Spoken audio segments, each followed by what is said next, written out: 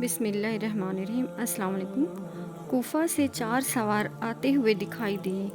ان کے آگے آگے ترمہ بن عدسی یہ شعر پڑھ رہا تھا: اے میری اونٹنی، میری ڈانٹ سے ڈر نہیں، طلوع فجر سے پہلے ہمت سے چل، سب سے اچھے مسافروں کو لے چل، سب سے اچھے سفر پر چل، یہاں تک کہ شریف النسب آدمی تک پہنچ جا۔ وہ عزت والا ہے، آزاد ہے، فراخ سینہ ہے، اللہ اسے سب سے اچھے کام کے لیے لایا ہے۔ حضرت حسین رضی اللہ تعالیٰ عنہ نے یہ شعر سنا تو فرمایا: واللہ مجھے یہی امید ہے کہ خدا کو ہمارے لیے بھلائی منظور ہے، چاہے قتل ہو یا فتح یاب ہو۔ حر بن یزید نے ان لوگوں کو دیکھا تو حضرت سے کہا: یہ لوگ کوفہ کے ہیں، آپ کے ساتھی نہیں ہیں، میں انہیں روکوں گا، واپس کر دوں گا۔ آپ نے فرمایا کہ تم وعدہ کر چکے ہو کہ ابن زیاد کا خط آنے سے پہلے مجھ سے کوئی تعارض نہیں کرو گے۔ یہ اگرچہ میرے ساتھ نہیں آئے لیکن میرے ہی ساتھی ہیں، اگر ان سے چھیڑ چھاڑ کرو گے تو میں تم سے لڑوں گا۔ یہ سن کر حر خاموش ہو گیا۔ آنے والوں سے آپ نے پوچھا: لوگوں کو کس حال میں چھوڑ آئے ہو؟ انہوں نے جواب دیا: شہر کے سرداروں کو رشوتیں دے کر ملا لیا گیا ہے، عوام کے دل آپ کے ساتھ ہیں مگر ان کی تلواریں کل آپ کے خلاف باہر نکلیں گی۔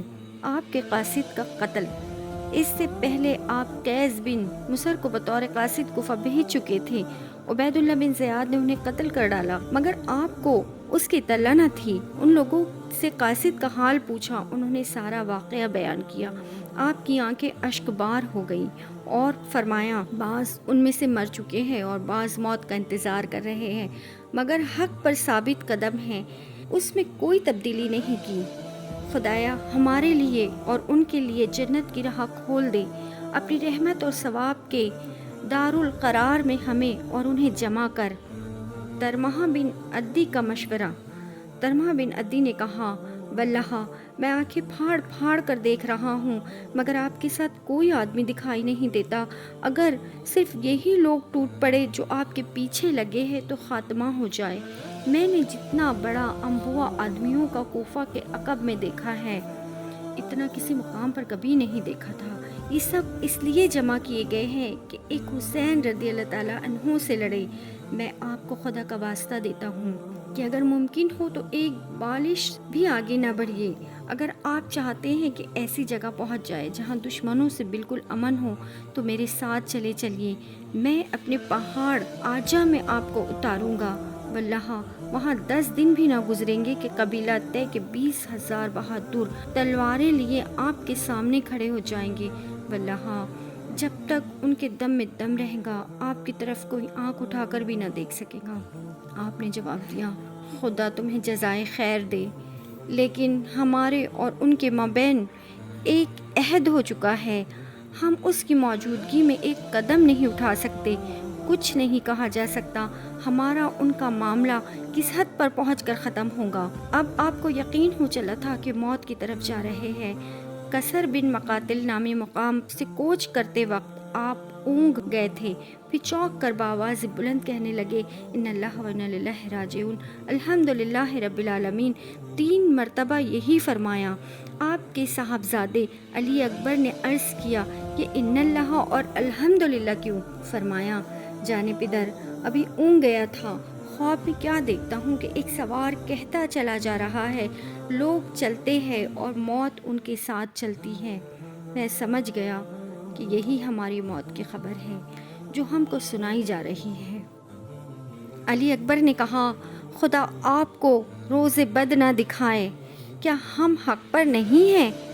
فرمایا: بے شک ہم حق پر ہے۔ اس پر وہ بے اختیار پکار اٹھے: اگر ہم حق پر ہے تو پھر ہمیں موت کی کوئی پرواہ نہیں۔ یہی وہ آپ کے صاحبزادے ہیں جو میدان کربلا میں شہید ہوئے اور علی اکبر کے لقب سے مشہور ہوئے۔ ابن زیاد کا خط۔ صبح آپ پھر اپنے ساتھیوں کو پھیلانا شروع کیا مگر حر بن یزید انہیں پھیلنے سے روکتا تھا۔ باہم دیر تک کشمکش جاری رہی۔ آخر کوفہ کی طرف سے ایک سوار آتا دکھائی دیا۔ یہ ہتھیار بند تھا۔ حضرت حسین رضی اللہ تعالیٰ انہوں کی طرف سے اس نے منہ پھیر لیا مگر حر کو سلام کیا اور ابن زیاد کا خط پیش کیا۔ خط کا مضمون یہ تھا: حسین رضی اللہ تعالیٰ عنہ کو کہیں ٹکنے نہ دو، کھلے میدان کے سوا کہیں اترنے نہ دو، قلعہ بن شاداب مقام میں پڑاؤ نہ ڈال سکے۔ میرا بھی قاصد تمہارے ساتھ رہے گا اور دیکھتا رہے گا کہ تم کہاں تک میرے حکم کی تعمیل کرتے ہو۔ حر نے خط کے مضمون سے حضرت امام کو آگاہ کیا اور کہا کہ اب میں مجبور ہوں، آپ کو بے آب و گیاں کھلے میدان میں ہی اترنے کی اجازت دے سکتا ہوں۔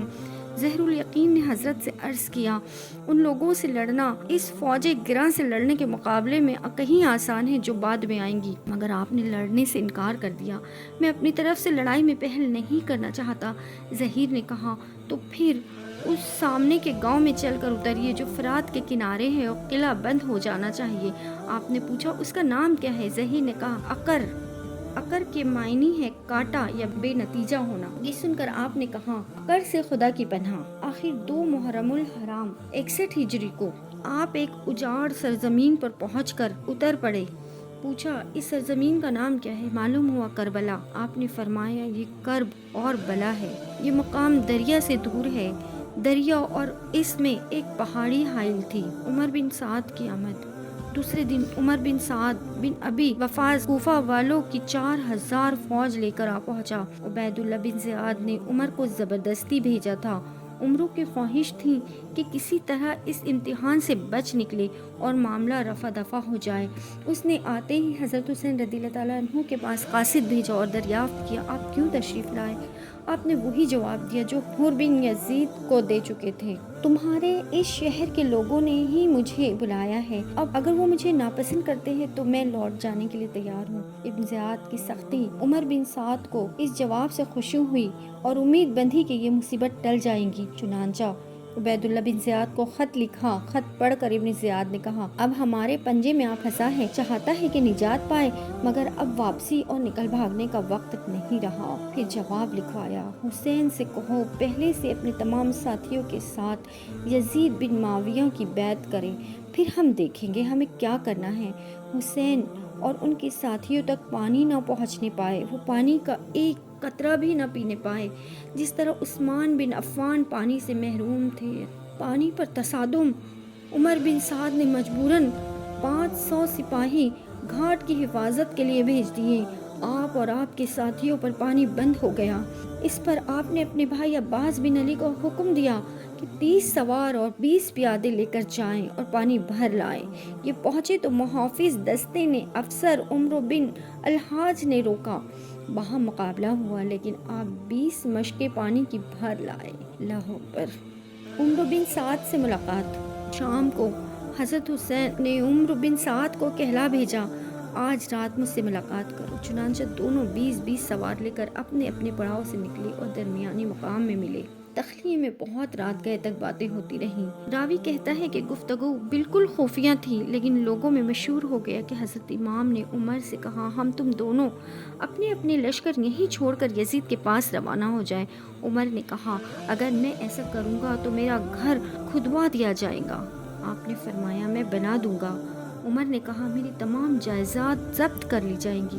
آپ نے فرمایا: میں اپنی حجاز کی جائیداد سے اس کا معاوضہ دے دوں گا، مگر عمر نے منظور نہیں کیا۔ 3 شرطیں۔ اس کے بعد بھی 3-4 مرتبہ باہم ملاقاتیں ہوئیں۔ آپ نے 3 صورتیں پیش کی: ہمیں لوٹ جانے دو جہاں سے آئے ہیں، مجھے یزید سے اپنا معاملہ طے کر لینے دو، مجھے مسلمانوں کی کسی سرحد پر بھیج دو، وہاں کے لوگوں پر جو گزرتی ہے وہ مجھ پر گزریں گی۔ عمر کا خط۔ بار بار کی گفتگو کے بعد عمر بن سعد نے ابن زیاد کو خط لکھا: خدا نے فتنہ ٹھنڈا کر دیا ہے، پھوٹ دور کر دی، اتفاق پیدا کر دیا، امت کا معاملہ درست کر دیا۔ حسین رضی اللہ تعالیٰ عنہ نے مجھ سے وعدہ کر گئے ہیں کہ وہ ان 3 صورتوں میں سے کسی ایک کے لیے تیار ہے۔ اس میں تمہارے لیے بھی بھلائی ہے اور امت کے لیے بھی بھلائی ہے۔ شمر کی مخالفت۔ ابن زیاد نے خط پڑھا تو متاثر ہو گیا۔ عمر بن سعد کی تعریف کی اور کہا: میں نے منظور کیا، مگر شمر بن ذی الجوشن نے مخالفت کی اور کہا: اب کے حسین قبضے میں آ چکے ہیں، اگر آپ کی اطاعت کے بغیر نکل گئے تو عجب نہیں، عزت و قوت حاصل کر لیں اور آپ کمزور و عاجز قرار پائیں۔ بہتر یہی ہے کہ اب انہیں قابو سے نکلنے نہ دیا جائے جب تک وہ آپ کی اطاعت نہ کر لیں۔ مجھے معلوم ہوا ہے کہ حسین اور عمر رات رات بھر باہم سرگوشیاں کیا کرتے ہیں، ابن زیاد کا جواب۔ ابن زیاد نے یہ رائے پسند کر لی اور شمر کو خط دے کر بھیجا۔ خط کا مضمون یہ تھا کہ اگر حسین ماں اپنے ساتھیوں کے اپنے آپ کو ہمارے حوالے کر دے تو لڑائی نہ لڑی جائے اور انہیں صحیح اور سالم میرے پاس بھیج دیا جائے، لیکن اگر یہ بات وہ منظور نہ کرے تو پھر جنگ کے سوا کوئی چارہ نہیں۔ شمر سے کہہ دیا ہے کہ اگر عمر بن سعد نے میرے حکم پر ٹھیک ٹھاک عمل کیا جب تو تم اس کی اطاعت کرنا، ورنہ چاہیے کہ اسے ہٹا کر خود فوج کی کمان اپنے ہاتھ میں لے لینا اور حسین کا سر کاٹ کر میرے پاس بھیج دینا۔ ابن زیاد کے اس خط میں عمروں کو یہ سخت تہدید بھی کی گئی تھی کہ میں نے تمہیں اس لیے نہیں بھیجا کہ حسین کو بچاؤ اور میرے پاس سفارشیں بھیجو۔ دیکھو میرا حکم صاف ہے، اگر وہ اپنے آپ کو حوالے کر دے تو صحیح سالم میرے پاس بھیج دو، لیکن اگر انکار کرے تو بالتعامل حملہ کر دو، خون بہاؤ، لاش بگاڑو، کیونکہ وہ اسی کے مستحق ہے۔ قتل کے بعد ان کی لاش گھوڑوں سے رون ڈالنا، کیونکہ وہ باغی ہیں اور جماعت سے نکل گئے ہیں۔ میں نے عہد کر لیا ہے کہ اگر قتل کروں گا تو یہ ضرور کروں گا۔ اگر تم نے میرے حکم کی تعمیل کی تو انعام و اکرام کے مستحق ہوں گے، اور اگر نافرمانی کی تو معزول کیے جاؤں گے۔ شمر کے متعلق یاد رکھنا چاہیے کہ اس کی پھپھی ام النین بنت خرام امیر المومنین علی رضی اللہ تعالیٰ عنہ کی زوجیت میں تھی، اور انہی کے بطن سے 4 صاحبزادے عباس، عبداللہ، جعفر اور عثمان پیدا ہوئے تھے، جو اس معرکے میں امام حسین رضی اللہ تعالیٰ عنہ کے ساتھ تھے۔ اس طرح شمر ان چاروں کو ان کے واسطے سے حضرت امام کا پھپھیرا بھائی تھا۔ اس نے ابن زیاد سے درخواست کی تھی کہ اس کے ان عزیزوں کو امان دے دی جائے، اور اس نے منظور کر لیا تھا۔ چنانچہ اس نے میدان میں چاروں صاحبزادوں کو بلا کر کہا، تم میرے ددیالی ہو، تمہارے لیے میں نے امن و سلامتی کا سامان کر لیا ہے۔ لیکن انہوں نے جواب دیا، افسوس تم پر، تم ہمیں تو امان دیتے ہو لیکن فرزندان رسول اللہ صلی اللہ علیہ وسلم کے لیے امان نہیں ہے۔ شمر نے ابن سعد کو حاکم کوفہ کا خط پہنچا دیا اور وہ توہن و کراہن بخوف ازل آمدہ تعمیل ہو گیا۔ نماز عصر کے بعد عمر بن سعد نے اپنے لشکر کو حرکت دی۔ جب قریب پہنچا تو حضرت عباس 20 سواروں کے ساتھ نمودار ہوئے۔ عمر نے ان سے کہا، ابن زیاد کا جواب آ گیا ہے اور اس کا مضمون یہ ہے۔ حضرت عباس واپس لوٹے کہ حضرت حسین رضی اللہ تعالیٰ عنہ کو اس کی اطلاع دے۔ اسی اثنا میں فریقین کے بعض پرجوش آدمیوں میں جو لڑائی ہوئی اسے راوی نے محفوظ رکھا ہے۔ دونوں فوجوں میں زبانی ردوکد ہوا۔ حضرت امام رضی اللہ تعالیٰ عنہ کے طرفداروں میں سے حبیب ابن مظاہر نے کہا کہ خدا کی نظر میں بدترین لوگ وہ ہوں گے جو اس کی حضور اس حالت میں پہنچیں گے کہ اس کے نبی کی اولاد اور اس کے شہر کوفہ کو تہجد گزار عابدوں کے خون سے ان کا ہاتھ رنگین ہوگا۔ ابن سعد کی فوج میں سے عزوہ بن قیس نے جواب دیا، شاباش، اپنی خوب بڑائی کرو، پیٹ بھر کے اپنی پاکی کا اعلان کرو۔ ظہیر بن الیقین نے کہا، اے عزرا، خدا ہی نے ان نفسوں کو پاک کر دیا ہے اور ہدایت کی راہ دکھائی ہے، خدا سے ڈرو اور ان پاک نفسوں کے قتل میں گمراہی کا مددگار نہ بنو۔ عزرا نے جواب دیا، ظہیر، تم تو اس خاندان کے حامی نہ تھے، کیا آج سے پہلے تم عثمانی حضرت عثمان کے حامی نہ تھے؟ ہم امید کرتے ہیں آج کی ویڈیو آپ کو اچھی لگی ہوگی۔ اسی طرح کی ویڈیو دیکھنے کے لیے ہمارے چینل کو ضرور سبسکرائب کریں۔ ملتے ہیں اگلی ویڈیو میں، جب تک کے لیے اللہ حافظ۔